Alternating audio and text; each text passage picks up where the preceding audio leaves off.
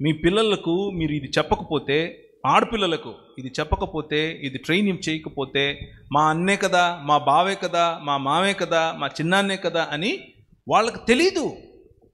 వాళ్ళకి తెలియకుండా అవతలి వాడికి చోటిస్తారు. అంతా అయిపోయిన తర్వాత మనము ఏడుస్తూ కూర్చోవటం కంటే మొహమాటం. మీరు కుక్కలు పెంచుకోండి ఇంట్లో, పర్లేదు. పిల్లులు పెంచుకోండి, పర్లేదు. పాములు పెంచుకోండి, మొహమాటాలు పెంచుకోబాకండి. దానివల్ల ఎవడికి లాభం లేదు. డైరెక్ట్గా చెప్పండి. అది పాము కంటే ప్రమాదం, చాలా ప్రమాదం. పాప పెద్దగా అవుతుంది, దూరంగా ఉండండి, డైరెక్ట్గా చెప్పండి. ఏంటి తప్పు? అవసరమైతే ఇంటికి రావద్దని కూడా చెప్పొచ్చు. 100% చెప్పండి. పాప పెద్ద అవుతుంది, కొంచెం దూరం ఉండండి, అయిపోయా. ఒక్కసారి చెప్తే ఇంకా లైఫ్ లాంగ్ రాడాడు.